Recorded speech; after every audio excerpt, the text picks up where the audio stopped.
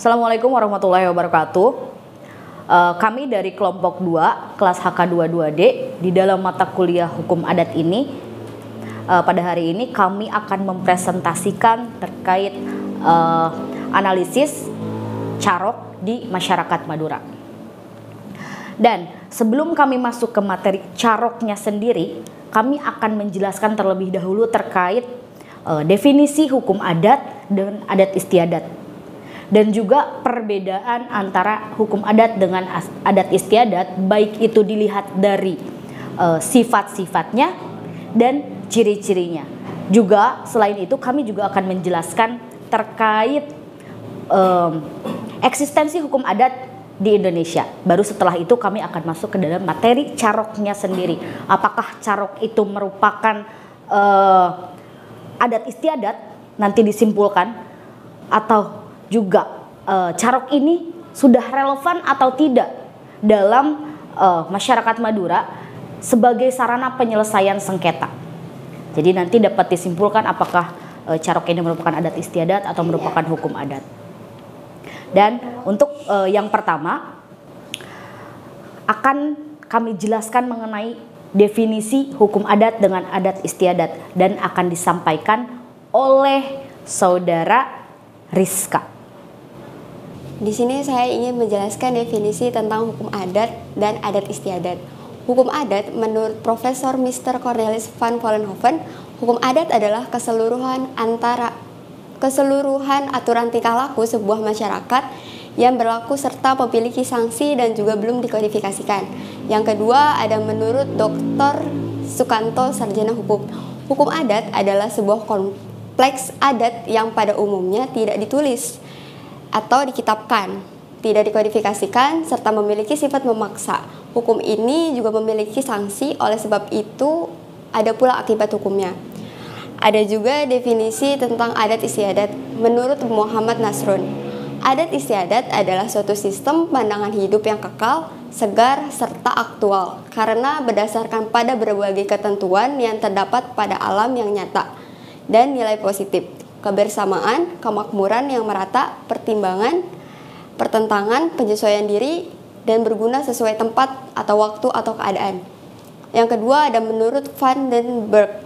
Adat istiadat adalah tradisi dan kebiasaan nenek moyang yang hingga sekarang masih dipertahankan untuk mengenang nenek moyang sebagai keanekaragaman budaya di Indonesia.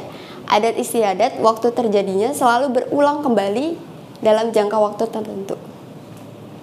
Dan materi selanjutnya akan disampaikan oleh rekan saya yang bernama Teh Mimin. Sekarang saya akan menjelaskan terkait sifat-sifat hukum adat dan sifat-sifat adat istiadat itu sendiri. Pertama, sifat-sifat hukum adat. Sifat hukum adat menurut F.D. Holman yang pertama adalah hukum adat itu bersifat komunal, yakni hak-hak individu selalu diimbangi dengan hak umum. Yang kedua, bersifat konkret, yaitu objek dalam hukum adat haruslah jelas. Yang ketiga, hukum adat bersifat kontan, yaitu pemindahan atau peralihan hak dan kewajiban dilakukan pada saat yang bersamaan agar menjaga keseimbangan dalam masyarakat. Dan yang terakhir bersifat magis, yang artinya perbuatan-perbuatan dalam hukum adat mengandung hal-hal yang gaib yang jika dilanggar dapat menimbulkan bencana. Kemudian sifat-sifat adat istiadat. Yang pertama, adat istiadat itu bersifat turun-temurun, yaitu adat istiadat merupakan wujud perilaku yang diwariskan dari generasi ke generasi. Yang kedua, sifat hukum adat istiadat itu adalah bersifat mengikat dan memaksa. Dan yang terakhir, adat istiadat memiliki sifat melekat dan kental dengan budaya Indonesia. Artinya, adat istiadat dilakukan sesuai dengan kebiasaan masyarakat sekitar dan dari sinilah kekayaan budaya Indonesia semakin terasa. Dan kemudian ciri-ciri adat istiadat akan dijelaskan oleh Saudara Rudi Setiawan. Ya, selanjutnya saya akan menjelaskan tentang ciri-ciri hukum adat. Hukum adat menurut Muhammad Kusnu, satu yaitu pada umumnya berupa hukum yang tidak tertulis.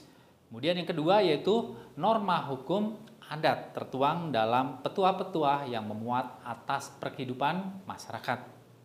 Kemudian yang ketiga, asas-asas itu dirumuskan dalam bentuk pepatah atau sloka cerita tentang perumpamaan dan lain-lain. Kemudian yang keempat yaitu kepala adat selalu dimungkinkan untuk campur tangan dalam segala urusan. Kemudian yang berikutnya yaitu yang keenam yaitu sering tidak dapat dipisahkan dengan faktor-faktor kepercayaan atau agama.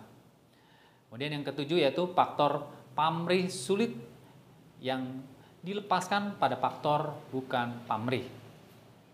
Dan kemudian yang terakhir yaitu ke-8 yaitu ketaatan dalam melaksanakan lebih didasarkan pada rasa harga diri setiap anggota masyarakat. Ya, saya juga akan menjelaskan tentang adat istiadat menurut M. Nasrun.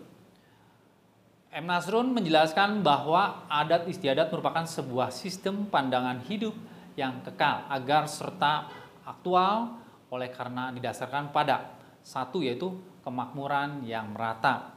Kemudian yang kedua yaitu menyesuaikan diri dengan kenyataan. Kemudian yang ketiga, segala sesuatunya berguna menurut tempat dan waktu dan keadaan. Dan kemudian yang keempat yaitu meletakkan sesuatu pada tempatnya dan menempuh jalan tengah. Dan kemudian yang kelima yaitu terakhir, kebersamaan dalam arti seorang untuk kepentingan bersama dan kepentingan bersama untuk seseorang. Ya, untuk selanjutnya saya serahkan kepada rekan saya yaitu Aninda, yaitu rekan saya. Adapun saya akan menjelaskan tentang perbedaan antara hukum adat dan adat istiadat. Menurut Van Vollenhoven, dikatakan olehnya bahwa suatu peraturan adat, tindakan-tindakan atau tingkah laku yang oleh masyarakat hukum adat dianggap patut dan mengikat para penduduk serta ada perasaan umum yang menyatakan bahwa peraturan-peraturan itu harus dipertahankan oleh para kepala adat dan petugas hukum lainnya. Maka peraturan-peraturan adat itu bersifat hukum.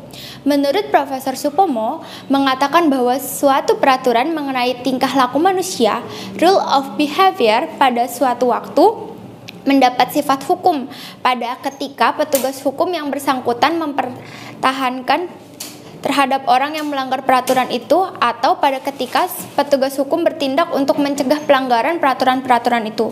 Selanjutnya dikatakan oleh Profesor Supomo bahwa tiap peraturan adat adalah timbul, berkembang, dan selanjutnya lenyap dengan lahirnya peraturan baru.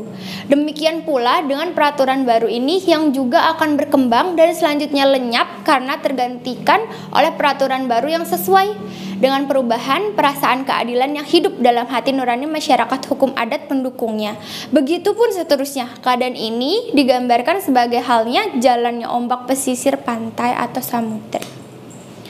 Adapun bukti eksistensi hukum adat di Indonesia tertera pada pasal 18B ayat 2 Undang-Undang Negara Republik Indonesia 1945, yaitu yang berbunyi negara mengakui dan menghormati kesatuan-kesatuan masyarakat hukum adat beserta hak-hak tradisionalnya sepanjang masih hidup dan sesuai dengan perkembangan masyarakat dan prinsip negara kesatuan Republik Indonesia yang diatur dalam undang-undang.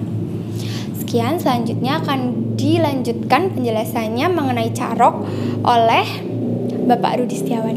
Ya, selanjutnya saya akan menjelaskan tentang definisi carok, yaitu apa itu carok. Nah, yang jelas carok memang itu yang terkenal di salah satu di daerah Madura ini ya. Nah, kami akan menjelaskan secara tentunya definisi carok itu sendiri. Carok sendiri berasal dari bahasa Kawi atau kuno yang berarti perkelahian. Secara harfiah bahasa Maduranya yaitu carok dapat diartikan dalam arti yaitu EKK erok-erok atau dibantai atau seperti mutilasi. Nah, carok merupakan tradisi bertarung yang disebabkan karena alasan tertentu yang berhubungan dengan harga diri, yang berhubungan atau dengan harta, tahta, dan wanita. Dilakukan dengan menggunakan senjata. Carok juga merupakan tindakan pembalasan dendam ini yang dilakukan dengan adu duel. Nah, di sini adu duel maksudnya ini dengan menggunakan senjata celurit.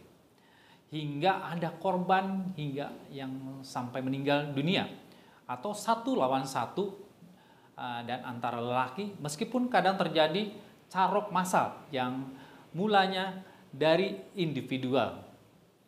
Ya, selanjutnya saya akan serahkan untuk menjelaskan oleh rekan saya yaitu Anindya, yaitu tentang sejarah carok yang salah satunya di daerah Madura. Selanjutnya saya akan menjelaskan sedikit tentang sejarah carok. Carok dengan selalu menggunakan celurit muncul di kalangan orang-orang Madura sejak zaman penjajahan Belanda pada abad 18 Masehi. Carok merupakan ikon kesatria memperjuangkan harga diri atau kehormatan. Biasanya pada sejarah carok ini melekat dengan kisah Sakera. Nama legendanya yaitu Bapak Sakera sebenarnya adalah seorang kelahiran Banggil di Pasuruan di Kelurahan Ranci, Pedarah, Madura. Ia berjuang melawan penjajah Belanda di perkebunan tebu Kancilmas Banggil sekitar permulaan abad ke-19. Carok dalam bahasa Kawi kuno artinya perkelahian. Biasanya melibatkan 2 orang atau 2 keluarga besar, bahkan antar penduduk sebuah desa di Bangkalan, Sampang, dan Pamekasan. Pemicu dari carok ini berupa perebutan kedudukan atau perselingkuhan, rebutan tanah, bisa juga dendam turun-temurun selama bertahun-tahun. Pada abad 12 Masehi, zaman kerajaan Madura, saat dipimpin Prabu Cakraningrat dan abad 14 di bawah pimpinan Joko Tole, istilah carok belum dikenal. Bahkan pada masa pemerintahan Penembahan Semolo, putra dari Bindara Saud Putra Sunan Kudus di abad ke-17, tidak ada istilah carok. Munculnya budaya carok di Pulau Madura bermula pada zaman penjajahan Belanda, yaitu pada zaman ke-18 hingga menjadi tradisi di Pulau Madura. Setelah Pak Sekarah tertangkap dan dihukum gantung di Pasuruan, orang-orang di Jawa Timur mulai berani melakukan perlawanan pada Belanda. Senjatanya adalah celurit. Saat itulah timbul keberanian melakukan perlawanan. Namun pada masa itu mereka tidak menyadari kalau perlawanan tersebut dihasut oleh Belanda. Tradisi warisan leluhur mereka diadu dengan golongan keluarga Blaster, jagoan, yang menjadi kaki tangan penjajah Belanda, yang juga sesama bangsa. Karena provokasi Belanda itulah golongan Blatter yang sering kali melakukan carok pada masa itu. Pada saat carok mereka tidak menggunakan senjata pedang atau keris sebagaimana yang dilakukan masyarakat Madura zaman dahulu, akan tetapi menggunakan celurit sebagai senjata andalannya. Celurit digunakan Sakera maksud saya, sebagai simbol perlawanan rakyat jelata terhadap penjajah Belanda, sedangkan bagi Belanda celurit disimbolkan sebagai senjata para jagoan dan penjahat. Sesungguhnya, masyarakat Madura memiliki sikap halus, tahu sopan santun, berkata lembut, tidak suka bercerai, tidak suka bertengkar tanpa menggunakan senjata celurit, dan sebagainya adalah dari kalangan masyarakat santri. Leluhur mereka bertujuan melawan kolonial penjajah Belanda di tanah Jawa Timur dan Pulau Madura. Setelah sekian tahun penjajah Belanda meninggalkan Pulau Madura, budaya carok yang selalu menggunakan celurit untuk menghabisi lawannya masih tetap ada, baik itu di Bangkalan, Sampang maupun Pamekasan.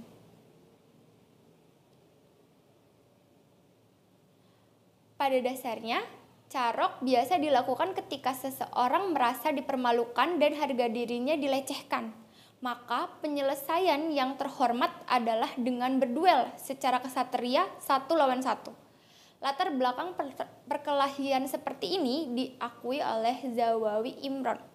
Budayawan ini menerangkan ada Adigum Madura yang mengatakan dibandingkan dengan putih mata lebih bagus putih tulang.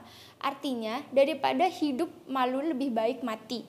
Dengan kata lain, ketika orang Madura dipermalukan, maka ia berbuat pembalasan dengan melakukan carok terhadap yang menghinanya itu. Namun, dalam perkembangannya, arti carok sendiri menjadi tidak jelas, terutama bila dihubungkan dengan nyelep, yaitu menyerang musuh dari belakang ketika lawan sedang lengah. Dan hal itu semakin tidak jelas manakala banyak kasus kekerasan yang bermotifkan sosial ekonomi. Sedikit dari saya tentang sejarah carok. Selanjutnya akan dijelaskan tentang penyebab terjadinya carok oleh rekan saya selanjutnya. Baiklah, selanjutnya saya akan menjelaskan terkait penyebab terjadinya carok. Carok itu biasanya terjadi karena usaha untuk mempertahankan harga diri. Ada istilah yang dijunjung tinggi di masyarakat Madura, yaitu harga diri di bawah mati. Maka dari itu harga diri menjadi hal yang harus dipertahankan, termasuk dengan cara carok.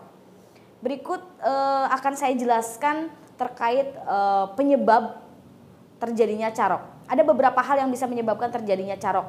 Yang pertama adalah masalah warisan. Warisan dianggap sebagai hal yang sangat sensitif.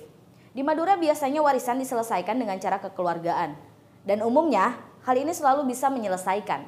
Namun ada juga walaupun sedikit masalah warisan yang menimbulkan sengketa. Jika sengketa juga tidak juga diselesaikan, ada yang mengakhirinya dengan cara carok. Namun sekali lagi, ya itu jarang sekali terjadi. Yang kedua adalah faktor balas dendam. Carok biasanya sering dilanjutkan dengan carok-carok lainnya untuk membalaskan dendam. Jika ada orang yang meninggal karena carok, biasanya ada anggota keluarga lain yang menuntut balas. Mereka tidak peduli apakah mati pada saat melakukan carok itu dan menjadi korban atau masuk penjara. Karena dua hal itulah konsekuensi yang harus ditanggung dengan sadar mereka akui. Bahkan ada orang-orang yang dengan sengaja ke luar negeri hanya untuk mengejar pembunuh salah satu anggota keluarga mereka yang kabur ke negeri orang. Ada istilah dere ebeles dere, darah dibalas darah. Yang ketiga adalah faktor selingkuh. Jangan sekali-kali menggoda istri orang di Madura karena balasannya adalah dengan carok. Bagi mereka istri adalah kehormatan yang harus dijaga. Perempuan menempati kedudukan yang pertama sebagai penyebab terjadinya carok karena masyarakat di Madura itu memiliki arti sendiri terhadap perempuan. Perempuan, utamanya istri, dianggap sebagai harta dan simbol seks yang harus dipertahankan. Jika sang istri berselingkuh, maka hal tersebut menjadi pelecehan harga diri. Kalau sampai perempuan berselingkuh dan sebagainya, sama saja menunjukkan ketidakmampuan seorang suami untuk melayani sang istri. Perempuan menjadi simbol keperkasaan dari laki-laki. Kalau perempuannya selingkuh ya berarti laki-lakinya tidak perkasa. Meski istrinya yang berselingkuh, namun masyarakat Madura tidak melukai istrinya tetapi pria lain tersebut. Hal ini karena perempuan memiliki kedudukan yang sangat tinggi di dalam masyarakat Madura. Dalam budaya patriarkis, perempuan Madura memang tidak memiliki kedudukan sejajar dengan laki-laki. Namun mereka cukup dihargai untuk menjadi harta berharga yang tidak boleh direbut atau disakiti oleh orang lain. Jadi ada melekat simbol seksual. Keperkasaan laki-laki itu diuji pada perempuan. Sebagaimana ia melindungi, bagaimana ia bisa memuaskan istrinya supaya istrinya ya tidak berselingkuh. Faktor keempat adalah cemburu. Cemburu kadang juga berujung carok. Namun hal ini sangat jarang sekali terjadi. Apalagi cemburu biasanya tidak ada bukti yang jelas. Dan yang terakhir, santet. Seperti yang terjadi kemarin di Sampang yang disebut terjadinya carok massal akibat isu santet. Namun hal ini sangat jarang sekali terjadi, apalagi saat ini santet sudah jarang ditemukan dan biasanya hanya isu. Persiapan untuk melakukan carok termasuk 3 memenuhi syarat utama, yaitu kadigdajan, tampang sereng, dan banda. Yang pertama, kadigdajan atau kapasitas diri adalah segala sesuatu yang berkaitan dengan kesiapan diri secara fisik dan mental. Kemudian yang kedua adalah ampang sereng, yaitu menyangkut kepemilikan kekuatan yang diperoleh secara non fisik seperti membentengi diri sendiri, kebal terhadap serangan musuh, ya, dan lain-lain. Ya terkadang juga pelaku carok meminta bantuan seorang kiai untuk mengisi badan dengan mantra-mantra. Aktivitas berkunjung ke seorang kiai itu disebut nyabis biasanya. Dan prasyarat ketiga adalah tersedianya dana atau banda. Dalam konteks ini carok memiliki dimensi ekonomi karena carok membutuhkan banyak sekali biaya. Biaya yang diperlukan antara lain untuk melakukan persiapan mental dengan menebus mantra-mantra yang diperlukan seperti yang saya jelaskan tadi, dan membeli celurit dengan kualitas nomor 1, dan juga diperlukan sebagai persiapan untuk menyelenggarakan kegiatan ritual keagamaan bagi pelaku carok yang kemungkinan terbunuh. Ya seperti dana untuk selamatan 7 hari, 40 hari, 100 hari, hingga 1000 hari sejak kematian. Selain itu juga carok juga membutuhkan dana untuk biaya hidup anak, istri, intinya keluarga yang memungkinkan ditinggal mati untuk atau masuk penjara. Dan untuk pelaku carok sendiri yang masih hidup, maka dana yang dibutuhkan untuk nabang, yaitu merekayasa proses peradilan dengan menyerahkan sejumlah uang kepada oknum-oknum aparat peradilan agar hukuman menjadi ringan atau mengganti terdakwa carok dengan orang lain. Baiklah, selanjutnya akan kami jelaskan mengenai tata cara carok yang akan juga dijelaskan oleh rekan saya selanjutnya. Dinamika carok zaman dahulu dan zaman sekarang. Carok pada masa lalu merupakan perang tanding antara satu orang atau lebih. Arena carok itu diberi tanda berupa bendera dan disaksikan oleh banyak orang. Usai membunuh musuhnya, pelaku tidak kabur tetapi malah melapor kepada petugas aparat untuk menyerahkan diri. Sedangkan dinamika carok zaman sekarang itu tidak lagi berhadapan satu sama lain, tetapi pelaku tersebut itu mencari kelengahan musuhnya untuk melepaskan niatnya usai membunuh.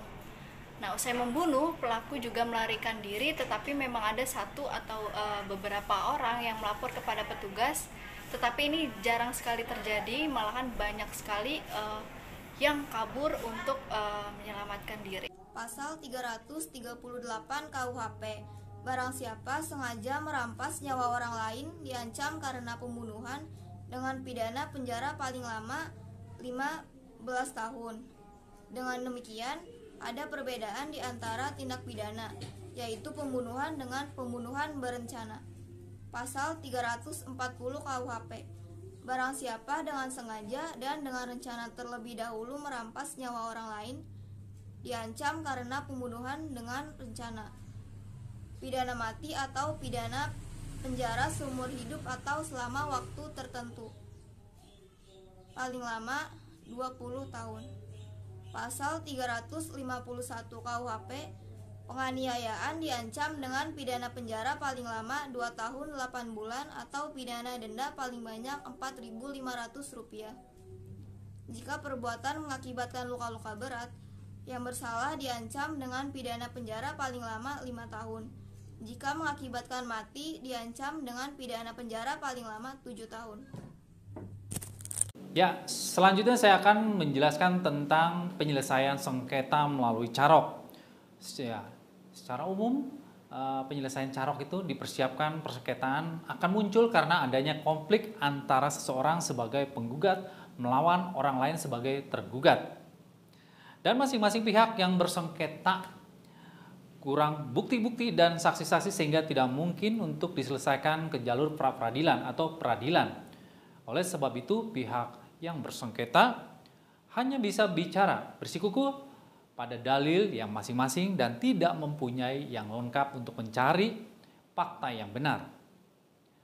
Maka mereka menyelesaikan sengketa melalui sumpah pocong.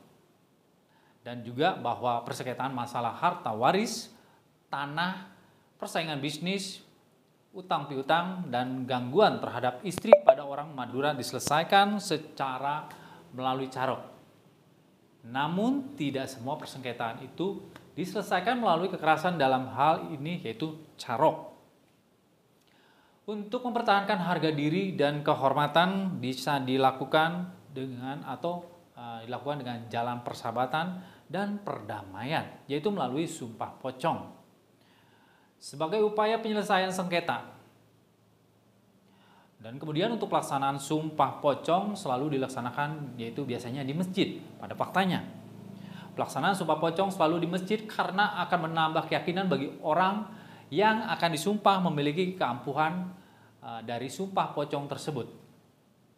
Sumpah pocong pada masyarakat Madura dalam menyelesaikan sengketa memiliki makna sehingga hal ini sangat mempengaruhi pelaksanaannya.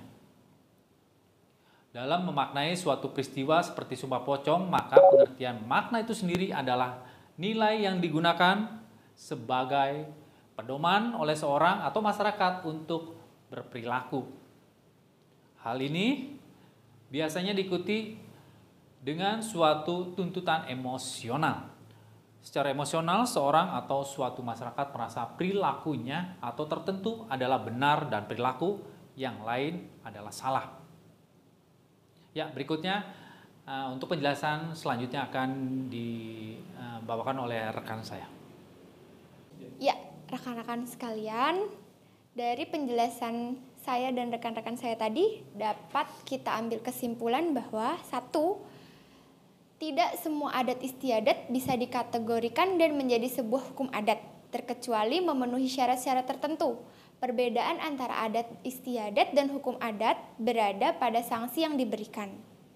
Yang kedua, bahwa carok itu sudah tidak relevan sebagai sarana penyelesaian sengketa karena tidak sesuai dengan prinsip Negara Kesatuan Republik Indonesia yang diatur dalam undang-undang, dan hal tersebut tercantum pada pasal 18B ayat 1 dan 2 di Undang-Undang Dasar Negara Republik Indonesia 1945. Sekian yang dapat kami sampaikan. Terima kasih atas perhatiannya. Semoga dapat bermanfaat. Wassalamualaikum warahmatullahi wabarakatuh.